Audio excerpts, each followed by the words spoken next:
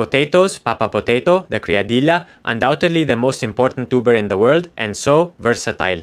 You can make French fries, mashed potatoes, tater tots, potato salad, hash browns, Korean potato chips, eggs with potatoes. I think you get the point, but what if I said all those delicious things were about to disappear? I know, I'd freak out too, but don't worry, there is a way. The project. RIPE, R-I-P-E, it's in English. Sorry about that. They're developing a super potato that's not only resistant to climate change, but actually thrives in it. But why is this potato better? It can grow up to 30% more than regular potatoes during periods of intense heat. But it's not just about size. Personality matters too. We'll discuss other nutrients soon, but for now, let's focus on why this potato is so great. The project focuses on photosynthesis and plant growth in photosynthetic environments, an increasingly common problem. It is estimated that 15% of crop losses are due to heat stress. This not only affects the economy, but something much more important, food security. And I think we all know about photosynthesis, the process by which the plant takes sunlight and turns it into energy, into fruits, into leaves, into whatever you want. But in this process, there's a genetic flaw called ribulose 1,5 bisphosphate carboxylase oxygenase, Rubisco for short. I can't believe I memorized that. Which is an enzyme that sometimes, instead of capturing carbon dioxide, which is what it should do, the damn thing, the stupid thing, captures oxygen. This error creates glycolate, a toxic substance, forcing the plant to spend extra energy to remove it.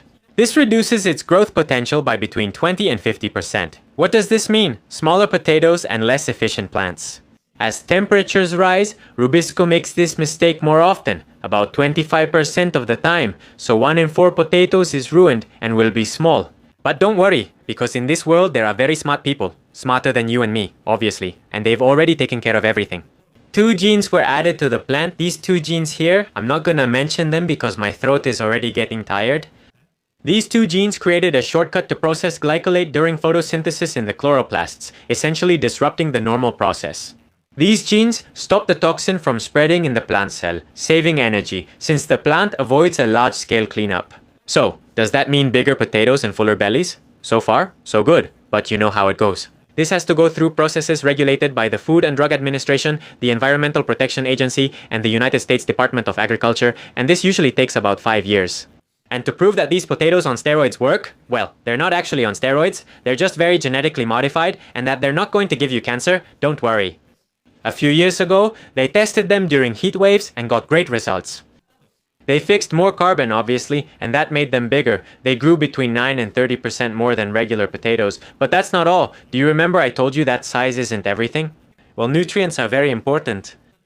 They maintain normal levels of fiber, vitamin C, and protein. Although when it comes to potatoes, they really don't have much protein, about 2 grams per serving. I know besides being an influencer, I'm a nutritionist, so I know what I'm talking about. Over 800 million people worldwide face hunger, including traffic police officers who stop you on the street. That's why these advances are crucial for stabilizing food supplies in vulnerable areas. Let's be honest, Mexico has many of those. Right, Claudia? A Mexico without hunger? And it's also estimated that farmers spend between 15 and 20% of their resources on irrigating crops affected by extreme heat. With these potatoes, there would be less water stress and less water usage. In the end, sadly, what matters to the people at the top is basically making money, not feeding people. But if both things can be done at the same time, well, that would be awesome. Why? Because it's estimated the potato industry suffers losses every year. Around 1.2 billion United States dollars are lost due to water stress and heat. We're not talking about Peruvian sols or bolivars, but about United States green dollars. This is the future, most likely we'll see. For now, the only thing left for us is to eat regular potatoes, and that's it. As I always say, follow me and appreciate nature. Thank you.